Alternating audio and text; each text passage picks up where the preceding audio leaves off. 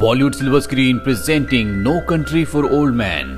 ये कहानी है सन 1990 की। ये वो वक्त था जब क्राइम बहुत ज्यादा बढ़ चुका था और इसी वक्त में हमें एक हिटमैन को दिखाया जाता है जिसका नाम एंटन होता है। एंटन को पुलिस ने पकड़ा होता है, लेकिन वो बहुत ही खतरनाक और बहुत ही शातिर क्रिमिनल है। वो पुलिस को मारकर वहां से अपना कैप्टिव बोल्ट पिस्टल लेकर निकल जाता है। ये एक तरह का सिलेंडर है जिससे वो लोगों को मारता है। दरअसल इस तरह के सिलेंडर का जानवरों को मारने के लिए उपयोग किया जाता है, लेकिन एंटन इससे लोगों को मारता है। वो पुलिस स्टेशन से पुलिस की गाड़ी लेकर निकल जाता है और जब वो एक भीड़ में होता है तो देखता है कि वहां पर एक आदमी अपनी गाड़ी के नीचे लेटा है। वो उस आदमी को मारकर उसकी गाड़ी लेकर वहां से निकल जाता है, जिसके बाद वो एक गैस स्टेशन पर जाता है। गैस स्टेशन का जो ओनर होता है उससे बहुत अच्छे से बात करता है, जिससे एंटन को बिल्कुल अच्छा नहीं लगता। उसके चेहरे पर कभी कोई एक्सप्रेशन नहीं रहते, वो हमेशा कोल्ड फेस के साथ ही घूमता है। गैस स्टेशन का ओनर उससे अच्छे से बात कर रहा होता है, इसीलिए एंटन को बहुत गुस्सा आता है और वो तय करता है कि वो इसकी जिंदगी और मौत का फैसला सिक्का उछाल कर करेगा। वो गैस स्टेशन के ओनर को कहता है कि तुम इस सिक्के को उछालो। वो पूछते हैं कि ऐसा करने से क्या होगा।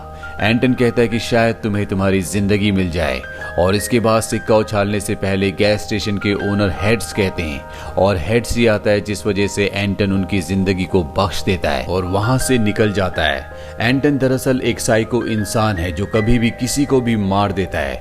वही हमें एक बीहड़ में दूसरे इंसान को दिखाया जाता है जिसका नाम लेवलिन मॉस है। वो वहां पर शिकार करने के लिए आया होता है। दरअसल वो पहले आर्मी में था और वियतनाम वॉर भी लड़ चुका है, और जब वो शिकार कर रहा होता है तभी उसे उस बीहड़ में बहुत सारी गाड़ियां दिखती है। जब वो उन गाड़ियों के पास जाता है तो उसे पता चलता है कि यहाँ पर गैंग वॉर हुई है। वो एक आदमी को देखता है जो उससे पानी मांग रहा होता है। ये एक मैक्सिकन आदमी होता है, लेकिन मॉस उसे पानी नहीं देता। और जब वो आगे जाता है तो देखता है कि पेड़ के नीचे एक आदमी है जो पूरी तरह से अब खत्म हो चुका है। उसके पास एक ब्रीफकेस है और उस ब्रीफकेस में $2 मिलियन होते हैं, जो देखकर उसकी आंखें खुली की खुली रह जाती है। वो उस ब्रीफकेस को लेकर इस जगह से निकल जाता है। घर आकर मॉस अपनी पत्नी को पैसों के बारे में तो बताता है, लेकिन उसे ये नहीं बताता कि उसे पैसे कहां से मिले। मॉस को बार बार उस आदमी की याद आ रही होती है जिसने उससे पानी मांगा था, इसीलिए रात को एक बार फिर से वो उसी जगह पर पानी लेकर जाता है। वो अपनी गाड़ी को कुछ दूर पार्क करके उस आदमी के पास जाता है जिसने पानी मांगा था, लेकिन अब वो आदमी मर चुका होता है। और तभी मॉस उस जगह देखता है जहां पर उसने गाड़ी पार्क की थी। उसकी गाड़ी के पास एक और गाड़ी होती है जो मॉस की गाड़ी को चेक कर रहे होते हैं। दरअसल ये सब के सब ड्रग डीलर हैं और जो $2 मिलियन मॉस को मिले थे वो इन्हीं के हैं। मॉस इन्हें देखकर भागना शुरू कर देता है, लेकिन ये लोग भी मॉस को देख लेते हैं, उसका पीछा करते हैं, उसके पैर पर गोली भी मार देते हैं, लेकिन मॉस किसी तरह से इनसे दूर निकल जाता है। ये लोग मॉस के पीछे अपने डॉग को छोड़ देते हैं, पर तभी मॉस नदी में कूदकर वहां से निकल जाता है। और जब वो घर आता है तो अपनी पत्नी से कहता है कि तुम्हें कुछ दिनों के लिए अपनी मॉम के घर रहना होगा। वहीं ड्रग डीलर्स को दिखाया जाता है जो मॉस को ढूंढने के लिए और अपने पैसे वापस हासिल करने के लिए एंटन को हायर करते हैं, क्योंकि वो एक सीरियल किलर है, वो कभी भी किसी को भी मार सकता है। अब एंटन इन्हीं के 2 आदमियों के साथ उस जगह पर जाता है जहां से पैसे गायब हुए थे।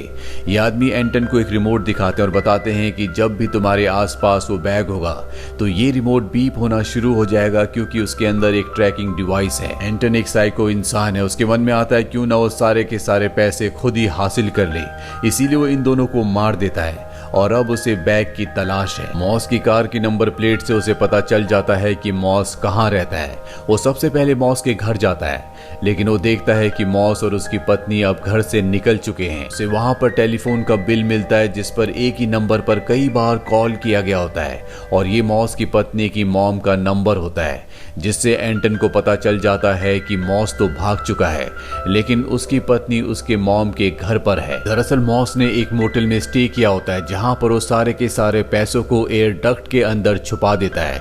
इसके बाद वो शॉपिंग करने के लिए जाता है, और जब वो वापस मोटेल आता है तो उसे एहसास होता है कि उसके कमरे में कोई है, इसीलिए वो उस दिन उस मोटेल में नहीं जाता। और अगले दिन वो उस रूम का, जिस रूम के एयर डक्ट के अंदर उसने पैसे छुपाए हैं, उसके पीछे वाले रूम को ले लेता है, क्योंकि इन दोनों का एयर डक्ट एक ही है।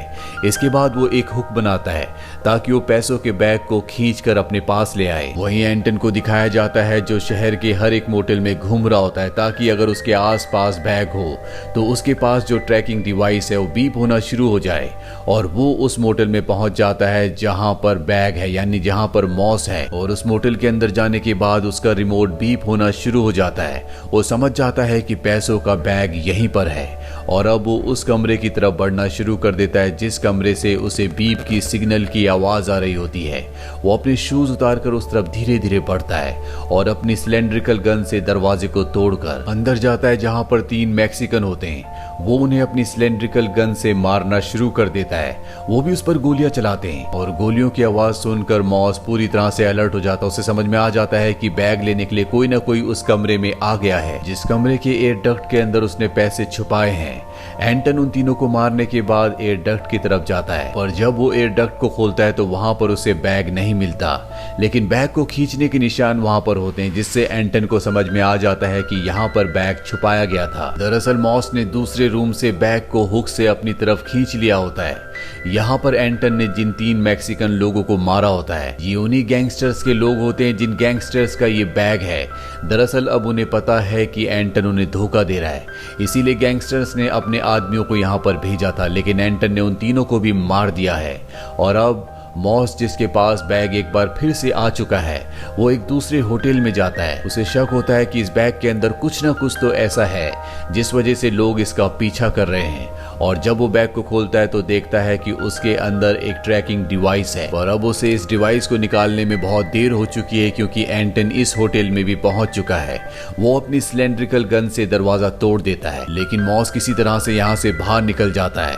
एंटन भी उसका पीछा करता है। बाहर इन दोनों के बीच में फायरिंग होती है जिसमें दोनों के दोनों जख्मी हो जाते हैं। मॉस इस जगह से निकलकर यूएस और मैक्सिको के बॉर्डर तक पहुंच जाता है जहां पर वो बैग को झाड़ियों में छुपा देता है और ड्रंक होने का नाटक करके बॉर्डर को क्रॉस करके दूसरी तरफ चला जाता है। वही हमें शेरिफ टॉम बेल को दिखाया जाता है जो इस केस की इन्वेस्टिगेशन कर रहे होते हैं। उन्हें पता चलता है कि मॉस भी इसमें कहीं ना कहीं शामिल है, इसीलिए मॉस की पत्नी यानी कि मॉस की पत्नी की मॉम के घर जाते हैं जहां पर मॉस की पत्नी है और उन्हें पूरी सिचुएशन के बारे में बताते हैं। वो बताते हैं कि वो बहुत खतरनाक लोग हैं, अगर तुम्हें मॉस के बारे में कुछ भी पता चले तो मुझे बताना, उसकी जान को खतरा है। वही मॉस को दिखाया जाता है जो जख्मी है, इसीलिए वो हॉस्पिटल में एडमिट हो चुका है। और जब वो हॉस्पिटल में होता है तो वहां पर उसके सामने एक आदमी आता है जिसका नाम कार्सन है। ये भी एक किलर है और इस आदमी को उस आदमी ने हायर किया है जिस आदमी के $2 मिलियन मॉस के पास है।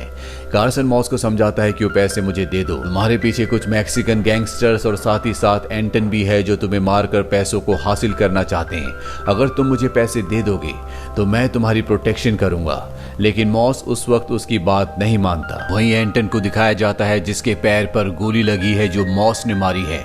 उसके पैर का जो जख्म होता है वो इन्फेक्टेड हो रहा होता है, इसीलिए वो अपनी गोली निकालता है और खुद ही अपने घाव पर स्टिचेस लगाता है। हालांकि उसे दर्द हो रहा होता है लेकिन उसके चेहरे पर दर्द का नामो निशान नहीं होता। इससे पता चलता है कि वो कितना बेरहम है जिसे न अपने दर्द का न किसी दूसरे के दर्द का एहसास होता है। इसके बाद वो उस जगह जाता है जहां पर कार्सन रुका होता है।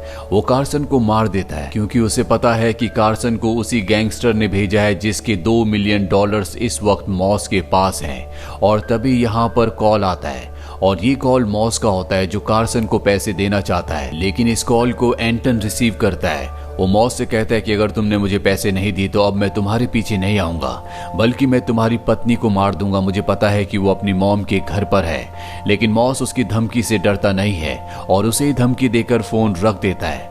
अगली सुबह वो अपनी पत्नी को कॉल करता है और कहता है कि तुम जल्दी से मेरे पास आ जाओ, तुम्हारी जान को खतरा है। और अब मॉस की पत्नी को पता है कि मॉस कहां पर है, इसीलिए वो शेरिफ बेल को कॉल करती है और अपने पति की लोकेशन बता देती है। शेरिफ बेल उससे वादा करते हैं कि मॉस को कुछ नहीं होगा, मैं खुद उसकी प्रोटेक्शन करूंगा। और वो उस तरफ निकल पड़ते हैं जहां पर मॉस है। साथ ही मॉस की पत्नी और उसकी मॉम दोनों के दोनों मॉस की तरफ निकल पड़ते हैं, लेकिन कुछ मैक्सिकन गैंगस्टर्स बहुत वक्त से इन पर नजर रख रहे थे ताकि जब भी मॉस के पास जाए तो ये भी उस तक पहुंच जाए। इसीलिए एक गैंगस्टर मॉस की पत्नी की मॉम के पास उसकी मदद करने के लिए जाता है और बातों ही बातों में पूछ लेता है कि वो कहां पर जा रही हैं। और अब इन्हें पता है कि मॉस कहां पर है। वहीं मॉस को दिखाया जाता है जो झाड़ियों से अपने बैग को लेकर वापस होटल आ जाता है। वहीं शेरिफ बेल को दिखाया जाता है जो इसी होटल की तरफ आ रहे होते हैं और तभी उन्हें गोलियां चलने की आवाज सुनाई देती है। वो देखते हैं कि कुछ मैक्सिकन गैंगस्टर पार्किंग से भाग रहे हैं और जब वो होटल के अंदर जाते हैं तो देखते हैं कि मॉस को उन लोगों ने मार दिया है, यानी कि मॉस की मृत्यु हो चुकी है। ये देखकर शेरिफ बेल को बहुत अफसोस होता है क्योंकि उन्होंने वादा किया था कि वो मॉस को बचाएंगे। मॉस की पत्नी और उसकी पत्नी की मॉम भी यहाँ पहुंच जाते हैं। मॉस की मृत्यु से सबको बहुत दुख होता है। इस पूरी जगह को सील कर दिया जाता है, लेकिन रात को यहाँ पर एंटन आता है। वो किसी तरह से लॉक को तोड़कर अंदर चला जाता है। वो होटल के उस कमरे में जाना चाहता है जहां पर मॉस रुका हुआ था और तभी यहाँ पर शेरिफ बेल भी आ जाते हैं। वो देखते हैं कि दरवाजा किसी ने खोला है, इसीलिए वो भी अंदर चले जाते हैं जहां पर एंटन छुपा हुआ होता है। लेकिन शेरिफ बेल की किस्मत अच्छी होती है कि एंटन उनके ऊपर हमला नहीं करता। जिसके बाद अगले दिन शेरिफ बेल अपने अंकल के घर जाते हैं। वो बताते हैं कि जिस तरह से आज की दुनिया में क्राइम बढ़ चुका है, मैं अपने आप को इस दुनिया में एडजस्ट नहीं कर पा रहा, इसीलिए मैंने तय किया है कि मैं रिटायरमेंट ले लूंगा। उनके कहने का मतलब ये होता है कि जब वो जवान थे, छोटे थे, तो दुनिया पूरी तरह से अलग थी। तब लोग बहुत इनोसेंट थे, लेकिन आज कोई भी इंसान किसी को मारने से पहले सोचता नहीं है। हालांकि उसके अंकल उसे समझाने की कोशिश करते हैं कि दुनिया पहले भी ऐसी थी, लेकिन शेरिफ बेल अब रिटायरमेंट लेने का फैसला कर चुके हैं। इस घटना के कुछ हफ्तों बाद दिखाया जाता है कि मॉस की पत्नी अपनी मॉम के फ्यूनरल से घर वापस आती है और वो देखती है कि उसके सामने एक आदमी बैठा हुआ है और ये आदमी और कोई नहीं बल्कि एंटन होता है। उसे देखकर वो समझ जाती है कि वही कातिल है जो उसके पति को हमेशा मारना चाहता था। वो उसे साफ साफ कह देती है कि मेरे पास पैसे नहीं है। एंटन उसे कॉइन देता है और कहता है कि तुम्हें इस कॉइन को फ्लिप करना होगा और ये कॉइन डिसाइड करेगा कि तुम जिंदा बचोगी या नहीं। लेकिन वो कॉइन फ्लिप करने से साफ साफ मना कर देती है। वो कहती है कि मुझे पता है कि तुम किसी की भी मौत का जिम्मा अपने ऊपर नहीं लेना चाहते, बल्कि उनकी मौत का फैसला तुम उनके ऊपर कॉइन के जरिए छोड़ देते हो। लेकिन मैं किसी भी कॉइन को फ्लिप नहीं करूंगी। ये फैसला तुम्हें लेना होगा कि तुम मुझे मारोगे या नहीं।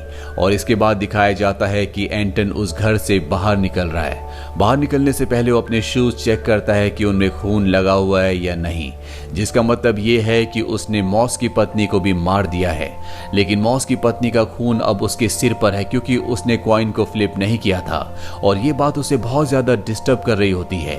और इसी डिस्टरबेंस में उसकी गाड़ी को एक दूसरी गाड़ी हिट कर देती है, जिसमें उसका हाथ टूट जाता है। वो अपनी गाड़ी से बाहर निकलता है और वहीं पर बैठ जाता है। तभी वहां पर दो बच्चे आते हैं जो बहुत देर से यहाँ पर साइकिल चला रहे होते हैं। वो एक बच्चे से उसकी शर्ट मांगता है जिससे वो अपना हाथ बांधकर अपने गले से लटका देता है। वो उस बच्चे को कुछ पैसे भी देता है और कहता है कि मेरे बारे में किसी को कुछ मत बताना। दरअसल इन दोनों बच्चों ने इसे मॉस की पत्नी के घर से बाहर निकलते हुए भी देखा था, जहां पर इसने मॉस की पत्नी को मारा है। और इसके बाद एंटन यहाँ से बच के निकल जाता है। वहीं शेरिफ बेल को दिखाया जाता है जिन्होंने अब रिटायरमेंट ले लिया है। अपनी जिंदगी से वो बिल्कुल भी खुश नहीं है। वो अपनी पत्नी को अपने दो सपनों के बारे में बताते हैं। पहला सपना उन्होंने ये देखा होता है जिसमें उन्होंने अपने पिता के दिए हुए पैसों को खो दिया है और दूसरा सपना ये होता है कि वो अपने पिता के साथ एक स्नोई माउंटेन में गए होते हैं जहां पर चारों तरफ अंधकार होता है। लेकिन फिर उसके पिता आगे जाकर आग जलाते हैं और उसे अपने पास बुलाते हैं। दरअसल उनके पहले सपने का मतलब मॉस से जुड़ा होता है। उन्होंने मॉस की पत्नी से वादा किया था कि वो मॉस को बचा लेंगे, लेकिन वो मॉस को नहीं बचा पाए। और दूसरे सपने का मतलब उम्मीद से होता है, जो उम्मीद उनके पिता ने उन्हें दी थी, लेकिन वो उम्मीद दूसरे लोगों को नहीं दे पाए। इसीलिए वक्त से पहले उन्होंने रिटायरमेंट ले लिया और अपने शेरिफ के टाइम पीरियड को पूरी तरह से कंप्लीट नहीं किया। दरअसल अब जो वक्त है वो पूरी तरह से बदल चुका है। वो लोग जो अब ओल्ड हो चुके हैं, जो कभी जवान थे, उनका वक्त दूसरा था। उस वक्त इतना क्राइम नहीं था, लेकिन अब वक्त पूरी तरह से बदल चुका है। कोई भी इंसान किसी को मारने से पहले सोचता नहीं है।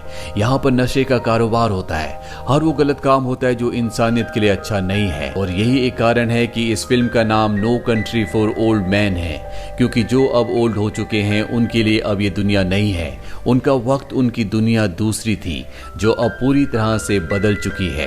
इसी के साथ ये कहानी यहीं पर खत्म हो जाती है। ये फिल्म ईयर 2007 में रिलीज हुई थी। IMDb पर इसकी रेटिंग है 8.2। उम्मीद करते हैं कि ये कहानी आपको पसंद आई होगी।